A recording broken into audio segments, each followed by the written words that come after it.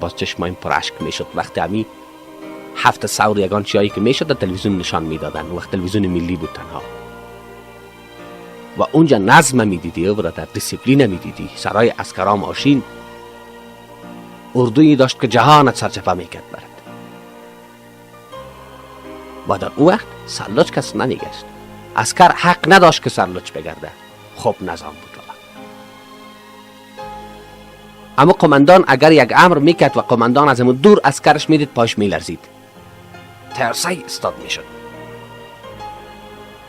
در امون مقطع زمانی ما اونمت قماندان میگم که امت قماندان باشه دیگه، مزاق نداشته باشه که عسکر خود وقتی امو برات امر کنه که تو به خاطر که یک پینکی چشمت برده بود شو ما سرت صدا کردم و تو پیره نبودی، حالا باید حبس شوی.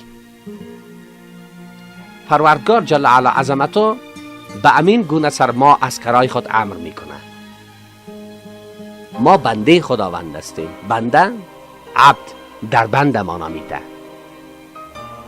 تو متوجه باش در تمام هست و بودت که هر به اصطلاح رخنه که ایجاد کردی در هر وادی از زندگی این مطابق اساسات باید باشه.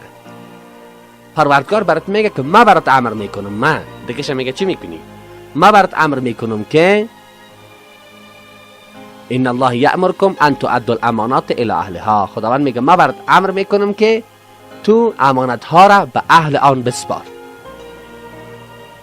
وقتی که میگه به اهل بسپار، ما اهلش باید پیدا بکنیم. پس ما فکر میکنم یک وقفه داریم، بعد از وقفه باز هم با ما توبه توبة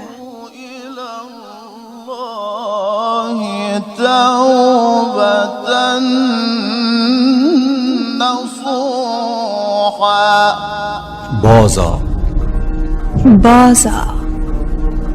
بازا هر آنچه هستی بازا. مسیر بازگشت به سوی خدا.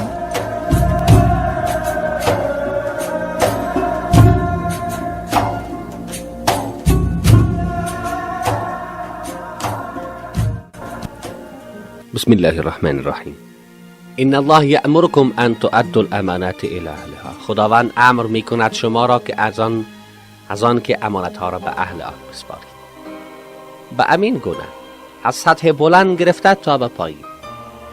از سطح بلند گرفته تا به پایین، یعنی از رئیس جمهور گرفته، از زعیم ملی الی پایین ترا. اگر کار به اهلش سپرده شود دیگه ما رنجش نمیبینیم. آیا هر چیز از خود، هر مسلک از خود علم دارد. وقتی ما به علم همان مسلک پی ببریم و حرکت بکنیم دیگر جنجال رخ نمیده. کسی درایو میکنه، اگر او مسائل و همو تکنیک و بعضی گپای دیگری که در درایو وجود داره یا در موتروانی که میگن به حساب اصطلاحی برتون بگیم وجود داره، اگر او مد نظر گرفته شود دیگر حادثه صورت نمیگیره. همین گونه هر چیز به اهلش سپرده شود این بسیار بهتر است برای ما. مثلا معلم درس میده کیمیا را، معلم کیمیا را اگر ما معلم دری بسازیم باز امیج است که دیگه شاگرد باز بخی یک چیز دیگه میگرده، گپ خراب میشه.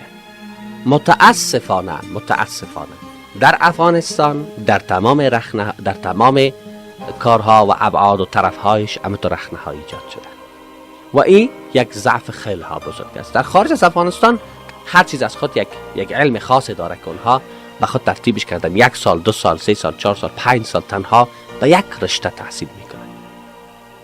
اگر دکتر که هم جراح باشه، هم مسائل قلب بفهمه، از ما شما مترس یک نفر اگر ارتوپدی را خوانده باز پیش از اون نفر که گوش درد میکنه باز پیش از اون میره.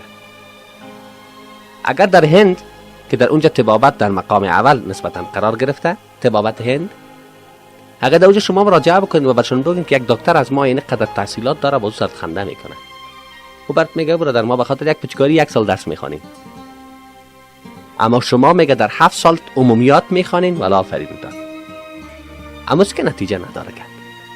پس خداوند امر میکنه که ما امانت ها را به اهل آن بسپاریم. هر چیز به اهلش.